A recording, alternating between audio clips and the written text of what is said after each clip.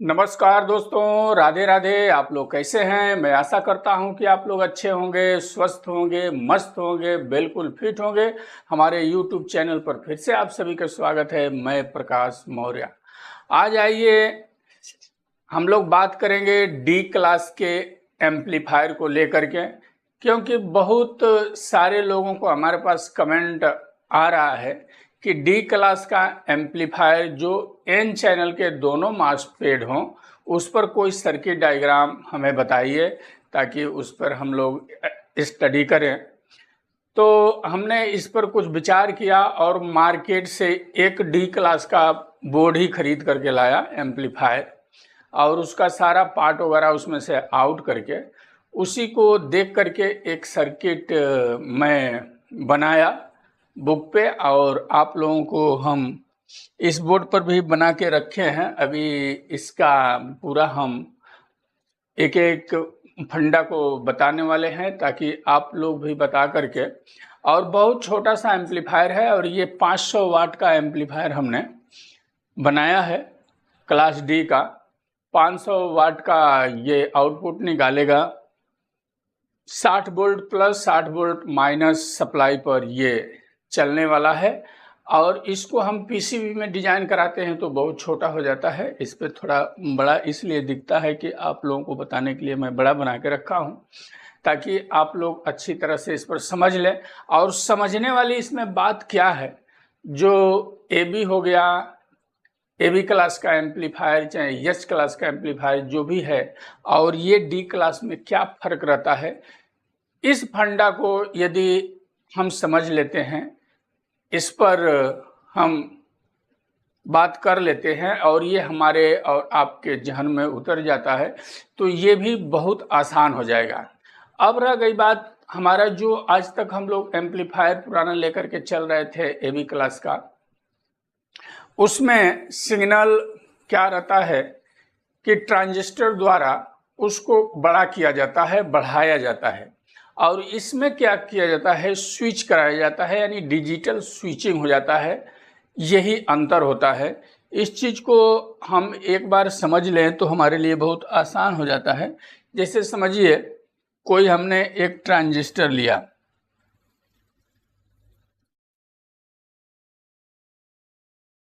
देखिए ये हमने एक ट्रांजिस्टर का बनाया। अब इसका हमने एक बेस इधर बना दूं, ये इमिटर बना दूं, और ये कलेक्टर बना दूं। एक समझने के लिए कोई भी ट्रांजिस्टर हम ले लिए तो हम बेस को क्या करते हैं, एक सिग्नल देते हैं।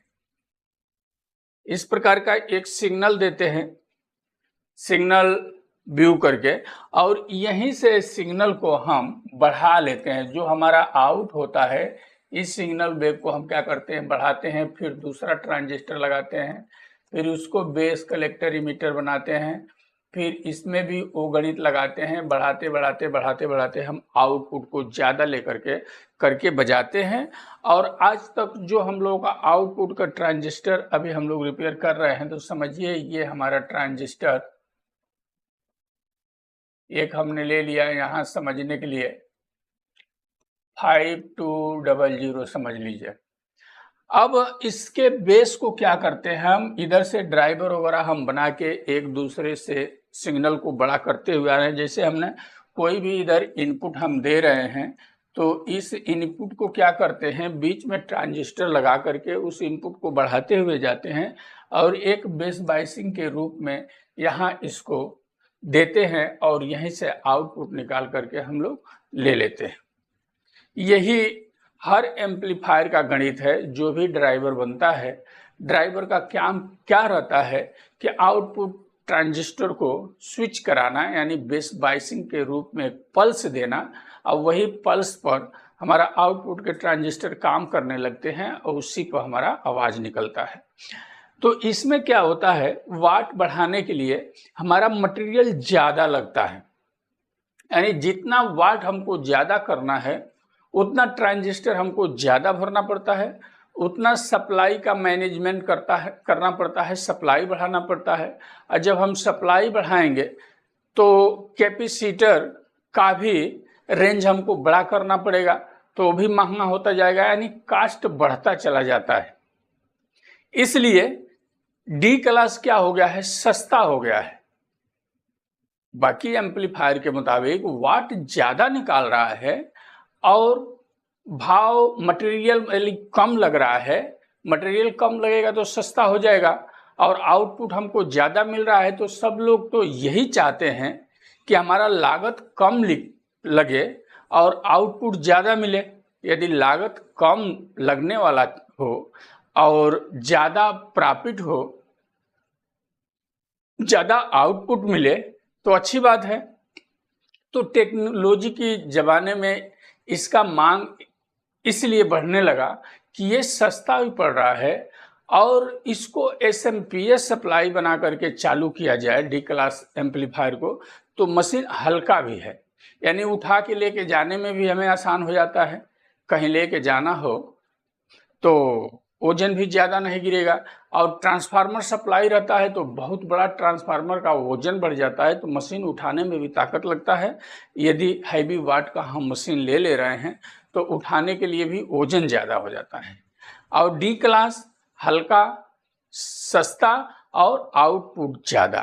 तो आज तक हम लोग ये जब बना रहे थे तो इसमें यही गणित चल रहा था और अभी भी चल ही रहा है, ये बंद थोड़ी हुआ है। ये भी अच्छी एम्पलीफायर है, ऐसा बात नहीं है कि ये एम्पलीफायर खराब है।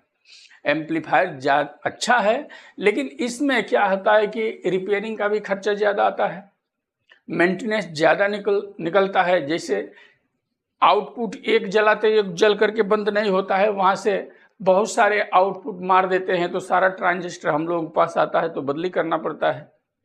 अब वो ट्रांजिस्टर आउटपुट के खराब हुए तो रिवर्स वोल्टेज जाता है तो हमारा ड्राइवर भी फेल करता है, ड्राइवर में भी बनाना पड़ता है और ड्राइवर में कुछ छोटा छोटा जल गया तो बनाना भी मुश्किल हो जाता है। आउटपुट के साथ में आउटपुट के पैरेलल में जो 5 वाट के रेजिस्टेंस लगते हैं, 4.7 ओम के लगते हैं या 2.2 या 3.3 ओम, वो भी जलते हैं, वो भी भरना पड़ता है। तो इसमें क्या होता है, रिपेयरिंग में समय भी बढ़ता है। यदि 10 ट्रांजिस्टर एक साइड का 10 ट्रांजिस्टर एक साइड का जल गए और उसके साथ में सारा रेजिस्टेंस दोनों तरफ का दोनों रेजिस्टेंस जल गए तो जाहिर सी बात है सब हमें बदली करना है। अब बदली करने के लिए उसका सोल्डर निकालो, उसको सोल्डर साफ करो, समय लगना चालू हो जाता है। ये करने के बाद भी हमारा ड्राइवर में कुछ छोटा छोटा फॉल्ट मिल गया, छोटे छोटे रेजिस्टेंस जल गए, उनकी वैल्यू चेंज हो गए। जब मशीन जल के आता है तो हीट होता है तो उसमें चेंज भी होते हैं, तो वो ढूंढना भी कठिन। अब इसमें समय बहुत पास हो जाता है, रिपेयरिंग भी कठिन हो जाता है। और डी क्लास में क्या है, छोटा एरिया कम सामान में है तो उतना ही में जलता भी है और बन भी जाता है। तो अब आइए उसको हम देखते हैं और बात करते हैं। एक बार इसको समझ लेंगे तो ये रिपेयरिंग बहुत आप सभी के लिए आसान हो जाएगा। अब समझिए, इसमें 2 मासफेट हम लगाए हैं, दोनों एन चैनल का है, IRF 240 ये भी है, 240 ए भी है। 500 वाट का ये आउटपुट दे रहा है मशीन। हमने सब चेक करने के बाद आप लोगों के बीच में लेकर के आया हूं, क्योंकि आप लोगों के कहने पर आप लोग बार बार बोल रहे थे कि डी क्लास का कोई छोटा सर्किट या बड़ा सर्किट एक बना करके दिखाइए। तो हमने इसको स्टडी किया और बनाया, फिर अपने बोर्ड पर बनाया, फिर आप लोगों के सामने इसको रख रहा हूं। और इससे बड़ा भी हम डी क्लास का एम्पलीफायर बनाएंगे, जैसे 2000 वाट का हो गया, 1500 वाट का हो गया, तो उतना बड़ा भी हम बनाने वाले हैं। तो उसका भी हम सर्किट डायग्राम का इंतजाम करेंगे और उसको पहले हम बना लेंगे, क्योंकि हमको मार्केट में उसको निकालना है। तो वो बना लेंगे, चालू कर लेंगे, उसके बाद आप सभी को बताएंगे। ये तो रेडीमेड बोर्ड है, हमने लाया, बजा लिया, बजाने के बाद इसका हमने सारा पार्ट निकाला और फिर उसका डायग्राम बनाया बुक पे। बनाने के बाद आप लोगों के बीच में लेकर के आ गया। तो इस तरह थोड़ा इसमें हमारा मेहनत गया, लेकिन समय मेहनत दोनों गया, लेकिन इसमें क्या हुआ, सीखने को ज़्यादा मिलता है। और मेहनत से हम बार बार बोलते हैं कभी पीछे नहीं हटना है। जितना हम लगन से लगे रहेंगे, सीखते रहेंगे और बताते रहेंगे तो अपना जानकारी और बढ़ता रहता है और जानकारियाँ इकट्ठा होती रहती है। तो आइए इसको समझ लेते हैं। तो इसमें क्या है, 2 मासफेट हो गया, एक आईसी इधर ये 8 पिन की ये भी आईसी है IR2153, और इधर एक आईसी है LM311 कंपरेटर आईसी एक है।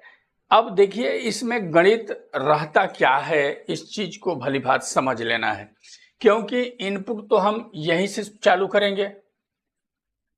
अब जब हम इनपुट यहाँ देते हैं तो बाकी भी मशीन में जब इनपुट हम देते हैं तो वहाँ क्या होता है, जैसे हमने अभी बताया कि सिग्नल को बड़ा किया जाता है, बड़ा करके दे दिया जाता है, लेकिन इसमें स्विचिंग कराया जाता है। तो एक बार ये मासफेट ऑन होगा, फिर एक बार ये ऑन होगा, एक बार ये ऑन होगा, एक बार ये ऑन होगा, एक बार ये ऑन होगा, एक बार ये ऑन होगा। ऐसा इस आईसी से क्रिया कराया जाता है। जैसे इसमें होता क्या है,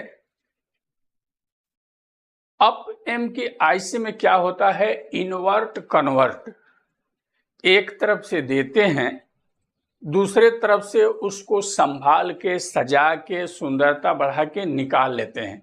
जैसे एक भाषा में मैं बोलूं, जैसे मेल को हमने दिया, फिर उसको अंदर से फीमेल बना के निकाला, फीमेल को दिया, फिर मेल बना के निकाला। ये क्रिया चलता रहता है, plus minus plus minus plus minus, switching on off कराया जाता है, चालू बंद ऑन ऑफ करा के स्विच इसको इतना बढ़ा दिया जाता है जिसको डिजिटल स्विचिंग करते हैं। तो ये बार बार स्विच होकर के यही आउटपुट ज़्यादा निकाल देता है। अब हमारा 500 वाट का मशीन है, ये 2 मासफेट पर 500 वाट निकाल रहा है, लेकिन यही हम ट्रांजिस्टर सेट में लें और ए भी, तो 500 निकालने के लिए हमको कितना लग जाएगा, ट्रांजिस्टर 2 4 6 8 ट्रांजिस्टर या 6 ट्रांजिस्टर भर करके हम वो निकाल सकते हैं। अब इसमें क्या हो गया, हमको 60 वोल्ट की सप्लाई देना है, तो 60 वोल्ट की हम ट्रांसफार्मर भी सप्लाई दे सकते हैं, और एसएमपीएस सप्लाई रहे तो और बेहतरीन हो जाएगा। एसएमपीएस सप्लाई क्या है कि वोल्टेज कम ज़्यादा पर दबता नहीं है, बहुत बेहतरीन चलता है, और एसएमपीएस सप्लाई रहने के कारण ये मशीन भी हल्का हो जाएगा, वजन कम हो जाएगा। अब देखिए इस 2 मासफेट को केवल हमको हीट सिंक पर देना है, तो बहुत छोटा हीट सिंक भी हम लेंगे तो उसको दे सकते हैं। एक तो हीट सिंक का वजन बढ़ाता है, दूसरा ट्रांसफार्मर का वजन बढ़ाता है, लेकिन इसमें 2 ही है तो हीट सिंक भी कम लगेगा। अब इस पर हम बात करना चालू करते हैं। चलिए अब देखिए ये हमारा हो गया ड्रेन। अब मासफेट में क्या होता है, drain source gate, gate drain source, यही होता है। ट्रांजिस्टर में जैसे कलेक्टर बेस इमिटर, तो इसमें गेट ड्रेन सोर्स। अब इसके एक ड्रेन पर हमने 60 वोल्ट का सप्लाई दे दिया ड्रेन पर, और सोर्स को और इसके ड्रेन को आपस में जोड़ करके यही आउटपुट के लिए निकल गया। अब इसमें जो हमारा व्हाइट वाला 5 ओम का रजिस्टर लगता है, इसमें नहीं लगा है, डायरेक्ट हो गया है। अब यहाँ से जब हमारा आउटपुट निकल रहा है तो इसमें एक कॉइल लगता है, डी क्लास में देखे होंगे, हर डी क्लास में कॉइल लगा रहता है। अब ये कॉइल यहाँ बंधा हुआ है, जो 40 माइक्रो हेनरी का ये कॉइल लगेगा यहाँ। अब आपको कॉइल को हेनरी में नापना है, तो हमारा ना ये डिजिटल मीटर बताएगा और ना एनालॉग मीटर बताएगा। इससे कैसे नापेंगे, इसको नापने के लिए हमको एक ये LCR मीटर रखना पड़ेगा, जिससे वो हेनरी में हमको दर्शाए। तो एक कॉइल बनाना है 40 माइक्रो हेनरी का, यहाँ बांध देना है, और बांधने के बाद ये हमारा स्पीकर लाइन के लिए आउट हो जाता है, और यहीं से एक 2.2 MFD का एक पीएफ आता है जो पीला कलर का रहता है, उसको बांध करके ग्राउंड कर देना है 250 वोल्ट में। वो पीएफ डीसी में भी आता है, एसी में भी आता है, और जो भी मिले हम उसको बांधेंगे चलेगा। एसी में मिल जाए तो एसी में लगा दे, डीसी में मिल जाए तो डीसी में यहाँ लगा करके ग्राउंड कर देना है। और स्पीकर का एक वायर ये हो गया, एक ग्राउंड से वायर हो गया, यही स्पीकर के लिए चला जाता है। ये तो बात क्लियर हो गया। अब यहाँ से फीडबैक देना पड़ता है हमको आईसी के 3 नंबर पिन पर। तो देखिए यहाँ से हमने फीडबैक लाइन जोड़ा है। फीडबैक लाइन में एक 33K का रेजिस्टेंस है, और पैरेलल में हमने एक यहाँ पीएफ बांधा है 100 पीएफ, और 3K3 रेजिस्टेंस करके इसको क्या हुआ है, पैरेलल में बांध के 3 नंबर पिन पर दे दिया गया है। ये फीडबैक लाइन की यहाँ कैसा आवाज बज रहा है उस हिसाब से ये आईसी रन कराएगी। अब देखिए यहाँ आ जाइए, अब इस आईसी पर IR2153, इसमें क्या होता है, 6 नंबर पिन हमारा स्पीकर लाइन से जुड़ा हुआ है, यानी इसको भी फीडबैक चाहिए, और 5 नंबर पिन से गेट स्विचिंग निकल रहा है, जो गेट को स्विच कराने के लिए यहाँ से अब 10 ओम का 20 में रेजिस्टेंस लगा करके इसको दे दिया गया है। इसी तरह यहाँ 7 नंबर पिन से 10 ओम का ये रेजिस्टेंस बांध करके गेट को दिया गया है। अब बीच में यहाँ एक डायोड लगा है 4148, यहाँ भी 4148। अब सभी के दिमाग में ये बात आता होगा, हमको यहाँ स्विच कराना है तो 10 ओम का रेजिस्टेंस लगा है और गेट को स्विचिंग सप्लाई मिलने लगा तो ये चालू हो जाएगा। जाहिर सी बात है चालू हो जाएगा। ऐसा ही हम लोग बनाते हुए आ रहे हैं भी, लेकिन अब यहाँ डायोड इसलिए लगाया है कि इसको क्या है, प्लस माइनस सप्लाई के रूप में जब आएगा तो एक बार इस मासफेट को बंद कराना है और एक बार इसको चालू कराना है। इसको एक बार बंद कराना है, एक बार चालू कराना है। तो इधर से ड्यूटी साइकिल जो हमारा बनेगा, इधर से जो पल्स निकलेगा, तो इधर यदि हमारा प्लस है तो प्लस तो ये पार कराएगा नहीं। रिवर्स मोड में जो डायोड है ये 4148 स्विचिंग डायोड तो नहीं पार कराएगा। और जब निगेटिव बनेगा तो यहाँ आएगा, और जब यहाँ निगेटिव बनेगा तो ये निगेटिव को पार करा देगा। यहाँ निगेटिव सप्लाई जब आएगा तो ये काम करना बंद कर देगा। तो तब जब ये बंद होगा तो यान होगा। तो इसी तरफ यहाँ भी है, जब हमारा पॉजिटिव आएगा तो ये निगेटिव पार नहीं कराएगा, और जब हमारा निगेटिव आएगा तो ये निगेटिव पार करा देगा, इसको बंद करा देगा। तो इस तरह एक बार बंद, एक बार चालू, एक बार बंद, एक बार चालू। और जब प्लस रहेगा तो रेजिस्टेंस के थ्रू इसको पल्स मिलेगा, ये ट्रांजिस्टर काम करना चालू हो जाएगा।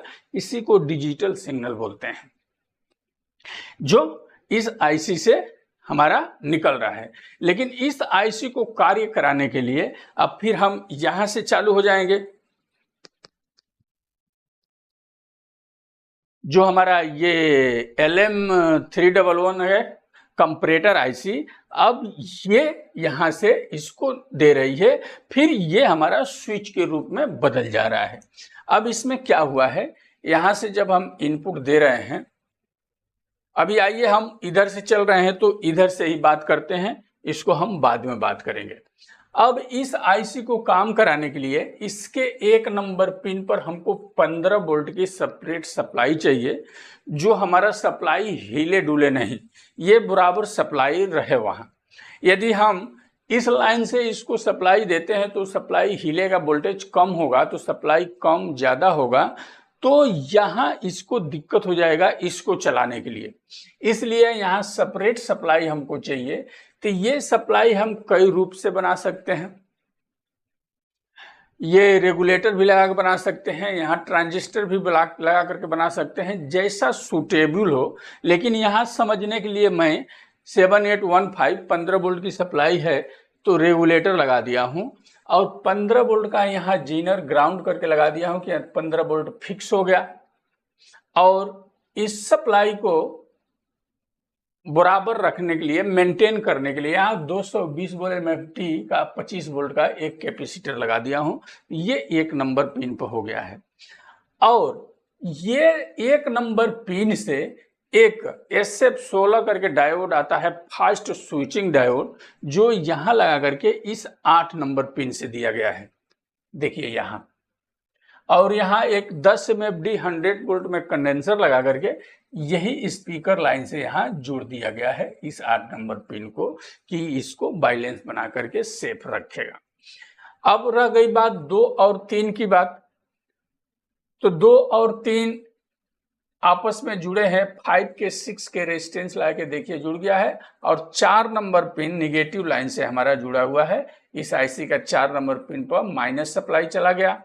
और 3 नंबर पिन से एक 1K का पीएफ लगा करके यहाँ जोड़ दिया गया। अच्छा, इसमें एक चीज और मैं आपको कंफर्म कर दूं, इसमें जो भी पीएफ आपको मिलेगा, जहां भी पीएफ लगाना है, तो हाँ, सिरामिक पीएफ जो आता है छोटा छोटा, जो मसूर की दाल के बराबर आता है, उसको मत लगाइए।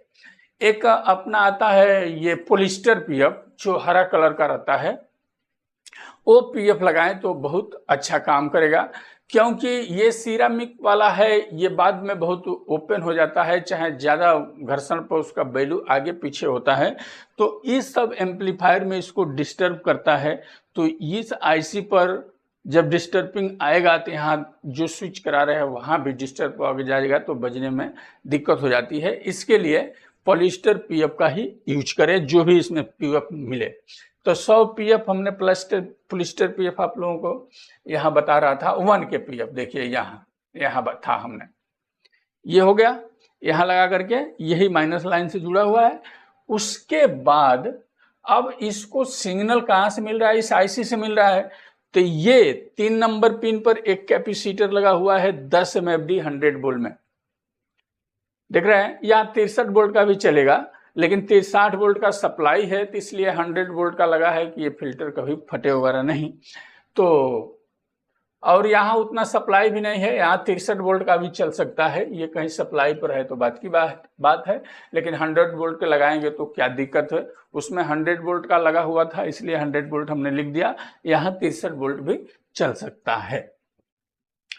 अब यहाँ एक रेजिस्टेंस है 1K का, देखिए इस पर, और एक ट्रांजिस्टर यहाँ है 2N5401 PNP ट्रांजिस्टर लगा हुआ है। PNP ट्रांजिस्टर का कलेक्टर क्या होता है? नेगेटिव लाइन से जुड़ा रहता है, आप सभी को मालूम है, और बहुत पिछले वीडियो में ये सारी बातें मैं बोल चुका हूँ, इसलिए सन भगे चले जा रहा हूँ, ज़्यादा उस पर घुमा नहीं रहा हूँ आप सभी को। अब ये यहाँ एक 3 के 3 रेजिस्टेंस लगा करके इसको माइनस सप्लाई दे दिया गया है इसको कार्य करने के लिए। और यहाँ से एक कंडेंसर है, देखिए ये 4.7 63 वोल्ट में, और यही सिग्नल अब आउट करके इस आईसी को दे रहा है।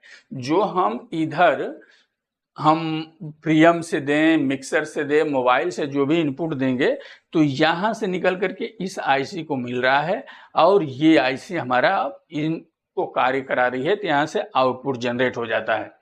तो ये कंडेंसर हो गया, 1K के बीच में रेजिस्टेंस है, इसका बेस ग्राउंड से है, ग्राउंड लाइन में जुड़ दिया गया है।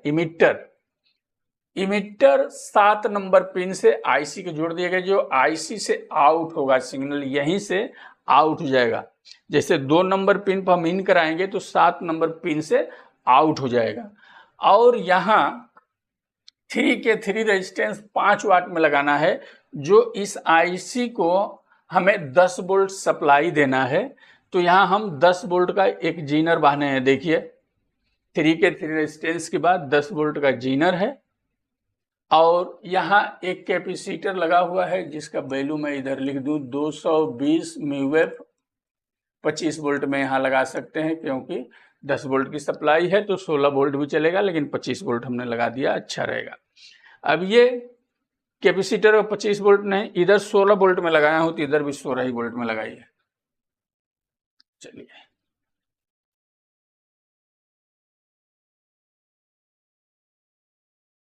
सोलह वोल्ट में लगा दिया कि ये सप्लाई को मैनेज करके रखेगा।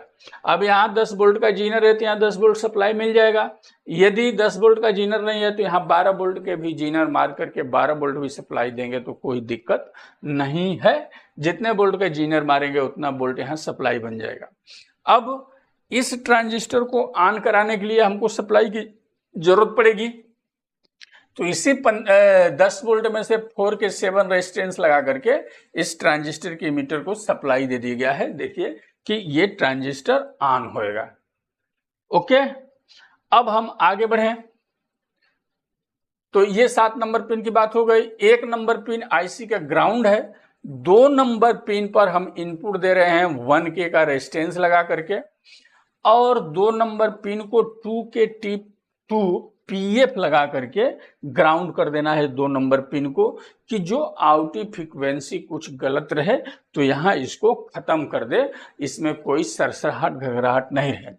उसके बाद ये 1K के बाद एक 47K की रेजिस्टेंस भी इसको ग्राउंड किया गया है।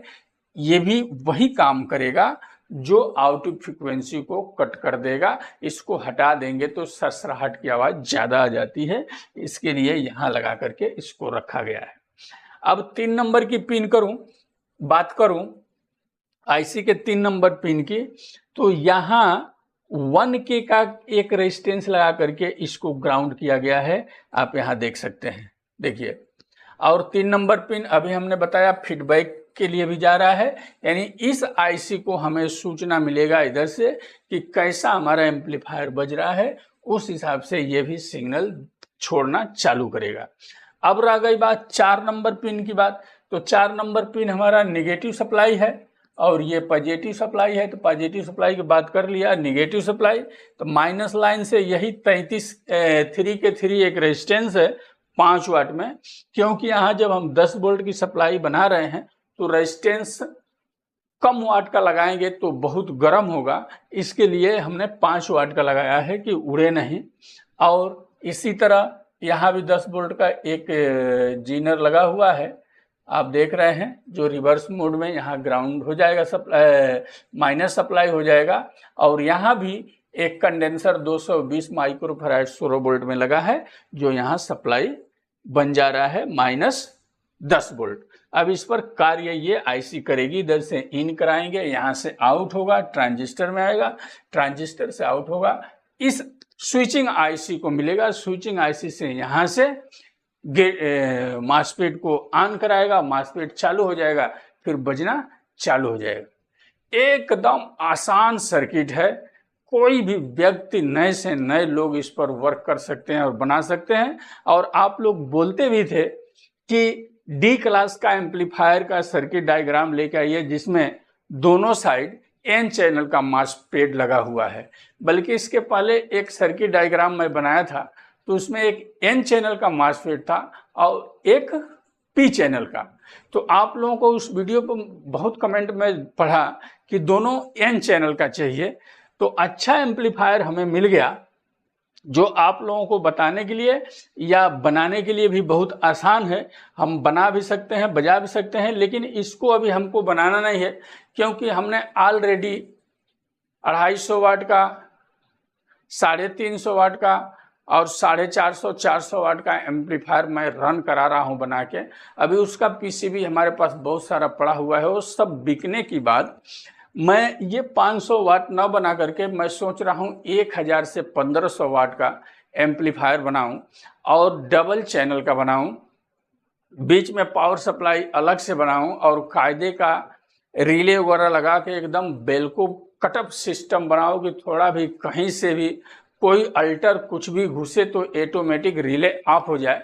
ऐसा मैं डिजाइन करने वाला हूं, लेकिन इसमें थोड़ा टाइम जाएगा। ये गणपति नवरात्रि का सीजन हमारा निकल जाए, उसके बाद उस एम्पलीफायर को डिजाइन करेंगे और आप लोगों को भी वो सर्किट डायग्राम दूंगा, आप लोग भी बनाइएगा और बजाइएगा। तो ये सर्किट डायग्राम आप सभी को कैसा लगा और समझ में आया नहीं आया, कमेंट बॉक्स में कमेंट करके ज़रूर बताइएगा। कि इस वीडियो में इतना ही, फिर अगली वीडियो में हम लोग कुछ और लेकर के मिलेंगे। तब तक के लिए नमस्कार, धन्यवाद, राधे राधे। आप लोग अपना बहुत बहुत ख्याल रखें।